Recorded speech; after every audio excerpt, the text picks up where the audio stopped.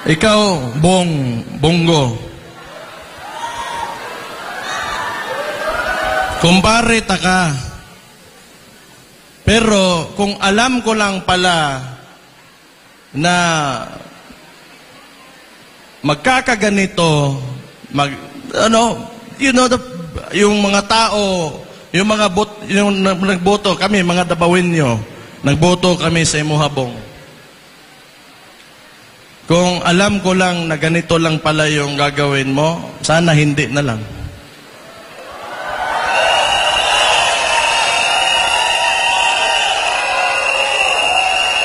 Sa totoo lang, ako, yung iniidolo ko talagang senador, si Miriam Defensor Santiago, the late Miriam. Purya hisgot lang kasi wala na yung tao, pero iniidolo ko talaga. Yun talaga yung hero ko. Pero unfortunately for us, mas napabilib pa ako nitong si Risa Contiveros kaysa ni Bong. Kasi ever since talaga, nasa previous administration, kalaban yan hanggang ngayon consistent yan, at di talaga natatakot yan. Pero, maglalagay tayo ng mga, you have time, pare, Bong, na kahit you have time to redeem yourselves. Ihatag ni ipakita sa MUA that you will stand by the Filipino people. Show your love, yung pagmamahal mo sa bansa na mas umaapaw pa kaysa sa pagmamahal mo sa sarili mo. Kasi hirap na yung mga tao ngayon. Itong si Mayor Baste, no? Well, of course, yung ibang mamamayan nagsalita, and I'm glad, like doon sa yung nagsalita about sa EDCA, maganda rin yon dahil ito po ay covered by media, no, na SMNI, nagbukod tanging SMNI na isang nagko-cover, maabot yung mga kasulok-sulukan ng Pilipinas magkaroon ng kanilang kaalaman with regard to the danger ng EDCA sites na ito, no. And nagsalita din yung katutubo at nagsalita din yung nagsalita doon sa taga Masinloc, no. At sinabi niya na nung panahon ni Tatay Digong ay malaya na kapag isda sila doon as compared ngayon. Pero yung tumatak sa akin itong si Mayor Baste. Nagulat ako, no, habang nakikinig ako, nanonood ako. Nagsabi siya na itong mga senador, itong mga congressman, wala, mga sila, mga dahil parang ang dating mga bayad, no, kasi iniisip nila yung kanilang pondo, no, kaya kailangan nilang magsipsip.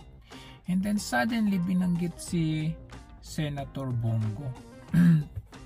Sinabi niya doon na ito daw si Senator Bongo, sayang, kumpare pa man din, pero wala kang ginawa. So naisip ko dito, ano kaya yung ginawa?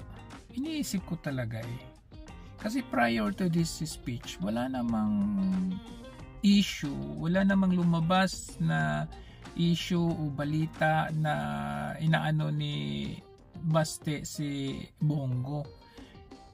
Ngayon, sa tingin ko, ang nangyari dito is yung hindi nagsasalita with regard dito nga sa mga pangyayari na alam naman natin nakasalalay ang kapakanan ng buong bansa dito, hindi siya nagsasalita, ganoon. Pero on the other hand, sabi ko, bakit hindi dapat dinagdag dito sila Bato, si Robin, dapat sinali nila yon. Kasi like for example, si Robin, tika mo, although nagsasalita naman si Senator Robin, like kay Pastor Kibuloy, nagsalita siya doon, yung ginawa nila doon, at saka yung kay PRRD, yung sinasabi na ano daw, yung ini-issue about doon sa family, nagsalita siya. Pero may mga bagay na medyo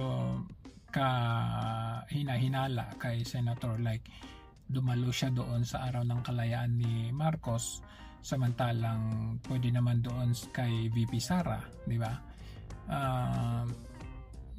Yung kasama niya sa Malacanang sila Chis Escudero at si Lisa Marcos, so parang alam mo yun, may mga ano din eh. Tapos si Bato, di ko rin mawari nasaan siya ngayon. Siguro ano lang, chill kasi Senate, ano yun, bakasyon pa ng Senado ngayon. But I think ganun din, it goes the same with ditong nabanggit niya kaysa isang nabanggit niya si Senator Bongo, which is nung pumunta dito si Senator Bongo, tinanong ko sa kanya yung about sa Malasakit Center. Sabi ko sa kanya, sir, maraming nagsasabi, off-cam pa, anong off-cam? Maraming nagsasabi na pag daw sila humihingi dito sa Malasakit Center, laging sinasabi wala na raw pondo. Actually, ang sabi niya iba na yung admin ngayon, sabi niya. Pero yun nga, parang ayaw niya magsalita against the admin during that time. Kaya yung naka-video na kami, sinabi niya lang pahayag, ganito kasi yan. Ang Malasakit Center ay naka-place yan, ay nakalagay yan sa ospital ngayon. Parang pinag-isa yan para hindi kayo napupunta doon sa Department of Health or sa DILG o kung saan mang ahensya, parang pinag-isa na yan. Tapos pinupunduhan yan. So parang ganun, parang for me at that time, playing safe yung sagot niya. Kaya nga nagulat din ako sa kanya at somehow bumilib nung doon sa Senate hearing at binira niya itong yung DSWD. Ayan, binira niya yung DSWD. So bumilib ako doon, nagsalita siya. Kaya lang, syempre kulang.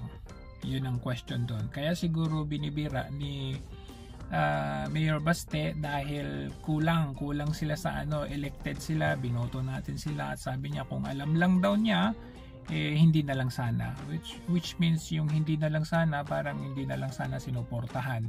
Gusto niyang ipaalam siguro na ikaw special assistant to the president ka ng tatay ko, tapos ganun, ikaw pa yung parang tahimik ngayon, parang ganun. Well, sa totoo lang, at the same time, on the other hand, hindi rin natin sila masisisi dahil bagamat sinasabi ni PRRD na weak leader siya, malakas siya in a way na gamit ang pera ng bayan. At pag ginamit ang pera, nagiging malakas ka dahil kaya mong magbayad ng mga tao. Yun yung kaibahan nun eh. Kaya tingnan natin, kasi malamang i-interviewan yan si Baste. Bakit niya nasabi na hindi na lang sana, bakit niya sinabi na itong si Bongo ay ganito at ganyan. Antabayan na natin dahil kagulat-gulat yung kanyang pahayag na si Bongo, at sabi niya mabuti pa nga si Riza kasi naging consistent siya noon pa man hanggang ngayon, matapang na nilalabanan ang gobyerno. Yun ang problema.